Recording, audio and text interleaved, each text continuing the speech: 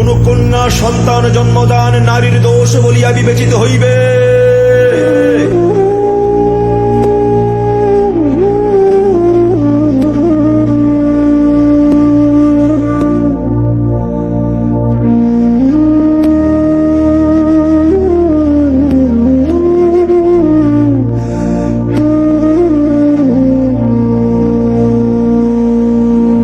কিরে, 30 বছর তো পার হয়ে গেল, এবার একটা বিয়ে টিয়ে তো করতে হবে।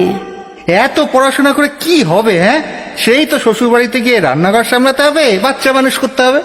শোনো, বাবা বলে দিয়েছে এই রোজ রোজ অফিস থেকে এত রাত্রি করে বাড়ি ফেরাটা এবার বন্ধ করতে হবে। শোনো, মেয়েরা যদি এত ছোট ছোট ড্রেস পরে তাহলে ছেলেরা তো অসভ্যতামি করবেই। এই সুন্দরী, এত কাজ করে কি হইব? আয় না, সুন্দরীর এত দেমাগ। সুন্দরীর লুকটা ফলসাইয়া দে।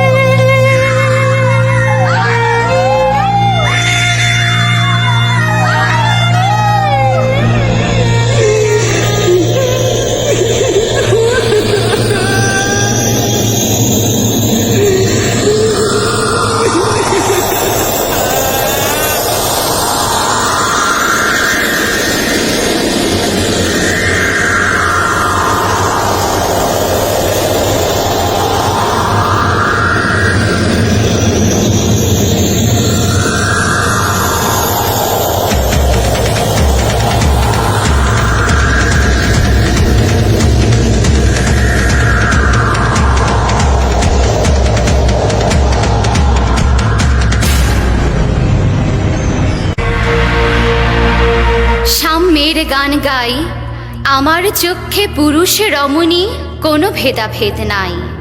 বিশ্বে যা কিছু মহান সৃষ্টি চির কল্যাণকর, অর্ধেক তার করিয়াছে নারী, অর্ধেক তার নর।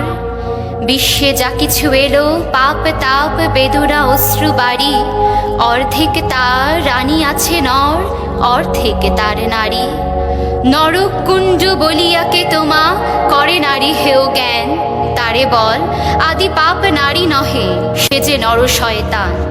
অথবা পাপ যে শয়তান যে, নর নহে নারী নহে, ক্লীব সে তাই সে নর ও নারীতে সমান মিশিয়া রহে। এ বিশ্বে যত ফুটিয়াছে ফুল, ফলিয়াছে যত ফল, নারী দিল তাহে রূপ রস মধু, গন্ধ সুনির্মল।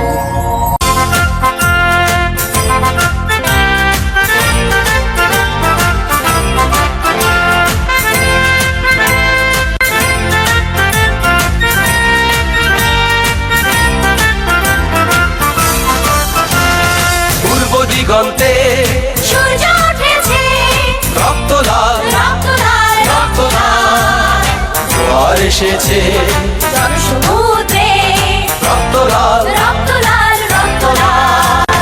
পূর্ব দিগন্তে সূর্য উঠেছে, রক্ত লাল, রক্ত লাল, রক্ত লাল, জোয়ার এসেছে সমুদ্রে, রক্ত লাল, রক্ত লাল, রক্ত লাল।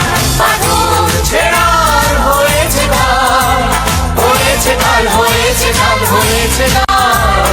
বাঁধন ছেঁড়ার হয়েছে গান, হয়েছে গান, হয়েছে গান, হয়েছে গান। জোয়ার এসেছে সমুদ্রে, রক্ত লাল, রক্ত লাল, রক্ত লাল, রক্ত লাল, রক্ত লাল, রক্ত লাল, রক্ত লাল, রক্ত লাল, রক্ত লাল। নারীরা আজ শিক্ষিত, অফিস আদালতে পুরুষের সাথে সমান তালে কাজ করে চলেছে। রাজনৈতিক কি অর্থনৈতিক সকল ক্ষেত্রেই তাদের অবদান অনস্বীকার্য। কিন্তু তার পরও কি থেমে আছে নারীর প্রতি সহিংসতা, নির্যাতন?